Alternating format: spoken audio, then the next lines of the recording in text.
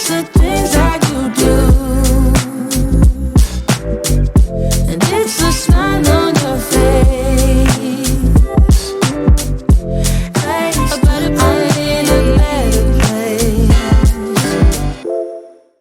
Bonjour. Je ne sais pas si tu traverses une situation ou des difficultés qui te fait ressembler à Rahab. Rahab la prostituée, Rahab l'humiliée, Rahab la méprisée, Rahab qu'on connaît depuis qu'on cite son nom, on ne voit que elle.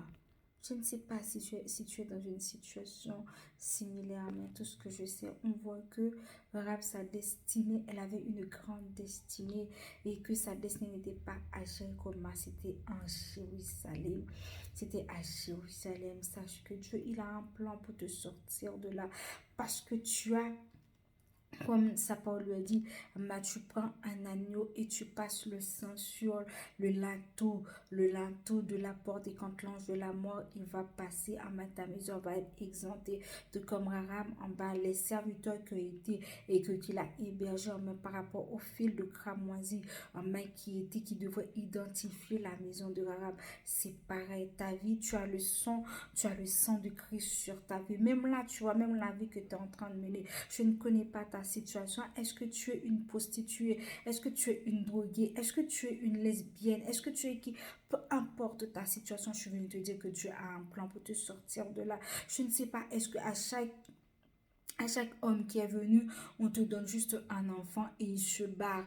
Il vient, pourtant il t'a dit qu'il t'aimait, mais il vient juste pour te prostituer, te donner un enfant. Sache que ta place n'est pas à Jéricho. Tu mènes une vie de Jéricho, sache que je suis venue te dire que ta vie n'est pas une vie de Jéricho, mais tu as une vie de Jérusalem. Tu as une grande destinée et à travers ta vie, tu as une lignée. Mais une lignée historique. Garde la foi parce que ton jour et ton heure est arrivé. Dieu, il va te sortir à Jéricho pour t'emmener à Jérusalem. Garde la foi parce que ta vie n'est pas une vie de Jéricho. Ta vie n'est pas une vie de prostituée. Aujourd'hui, tu es une méprisée. Sache que Dieu a un plan pour te relever, te mettre à un niveau, te mettre à la hauteur, te mettre en altitude, afin que tout le monde va reconnaître en toi et que tu étais une grande personne. C'est tout simplement, le moment n'était pas encore venu. Aujourd'hui, tu fais de la manche, tu demandes à tous, voilà, mais demain, c'est les autres qui vont venir vers toi. Ils viendront vers toi parce que tu as. Dieu, il va t'élever à un niveau imaginaire, à un niveau spectaculaire. Et que même toi, qui va t'étonner, même toi, garde la foi. Garde la foi. Dieu, il a un plan pour ta vie.